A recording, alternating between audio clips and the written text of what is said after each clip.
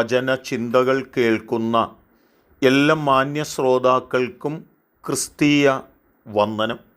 സദൃശവാക്യങ്ങളുടെ പുസ്തകം 1-ാം അധ്യായം അതിന് 13-ാമത് വാക്യം പ്രാരംഭ ഭാഗം ഇങ്ങനെ വായിക്കുന്നു: നമുക്ക് വിലയേറിയ സമ്പത്തൊക്കെയും കിട്ടും എന്ന വാക്കാണ്.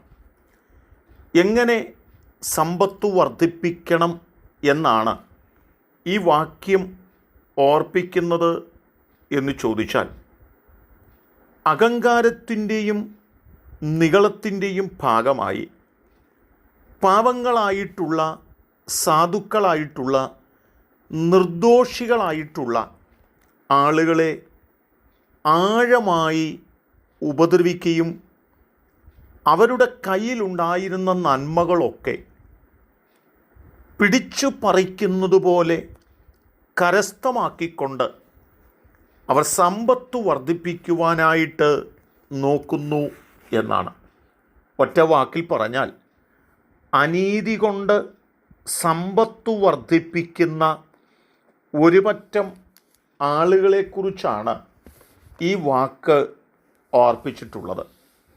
യൂദായുടെ ലേഖനത്തിൽ നാം വരുമ്പോൾ 11-ാമത് വാക്യത്തിൽ പറയുന്നുണ്ട്, അവർ കായീൻ്റെ വഴിയിൽ നടക്കുകയും കൂലി കൊതിച്ച് ബിലയാമിൻ്റെ വഞ്ചനയിൽ തങ്ങളെ തന്നെ ഏൽപ്പിക്കുകയും ചെയ്തു എന്ന് പറയുന്നുണ്ട്.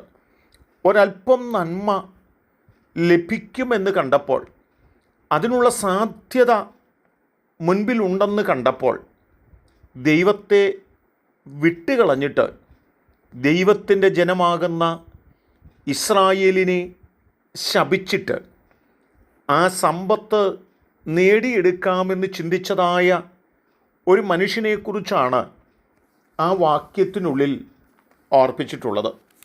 എന്നാൽ പ്രതീക്ഷിച്ചതുപോലെ ദൈവത്തിൻ്റെ ജനമാകുന്ന ഇസ്രായേലിനെ ശപിപ്പാനോ ആ നന്മ തനിക്ക് കരസ്ഥമാക്കുവാനോ കഴിഞ്ഞില്ല എന്നും ദൈവത്തിൻ്റെ വചനം നമ്മെ ഓർമ്മപ്പെടുത്തുന്നുണ്ട്.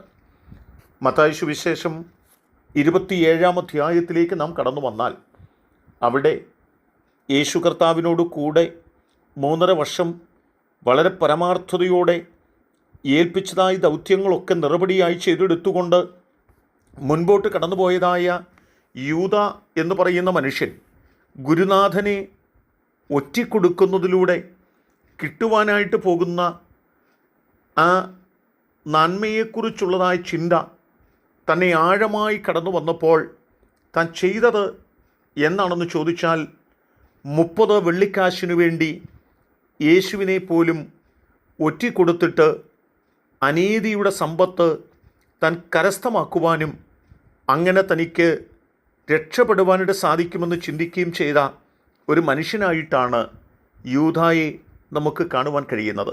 പക്ഷേ എന്താണ് സംഭവിക്കപ്പെട്ടത്?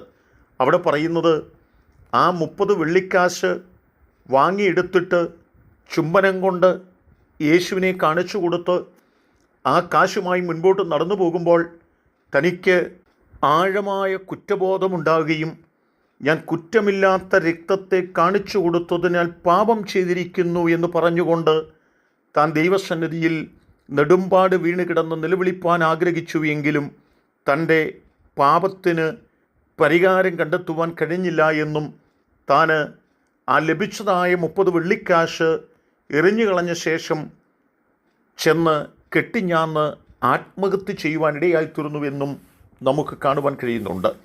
പ്രിയപ്പെട്ടവരെ, അനീതി കൊണ്ട് സമ്പത്ത് വർദ്ധിപ്പിക്കാൻ നാം പരിശ്രമിക്കുന്നുവെങ്കിൽ അതൊരു പക്ഷെങ്കിൽ ഒരല്പം നന്മയായി നമുക്ക് ഒന്നാമത്തേതിൽ കണ്ടെന്നു വരാം.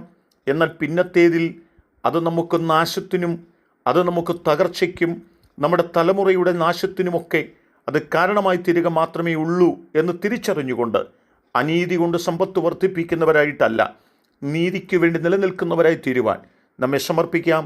അതിന് ദൈവം നമ്മെ സഹായിക്കട്ടെ. കരുണയുള്ള ദൈവമേ, നല്ല കർത്താവേ, അനീതി കൊണ്ടൊന്നും നേടി സമ്പത്ത് വർദ്ധിപ്പിച്ച് ശ്രേഷ്ഠന്മാരാകുവാൻ പരിശ്രമിക്കുന്നവരായിട്ടല്ല, ഞങ്ങൾ നീതിക്ക് വേണ്ടി പോരാടി സത്യത്തിന് വേണ്ടി നിൽപ്പാൻ ഞങ്ങളെ പ്രാപ്തരാക്കണമേ. ദൈവം ഞങ്ങളെ അനുഗ്രഹിക്കുന്നത് കൊണ്ട് സ്തോത്രം. യേശു കർത്താവിൻ നാമത്തിൽ തന്നെ ആമേൻ.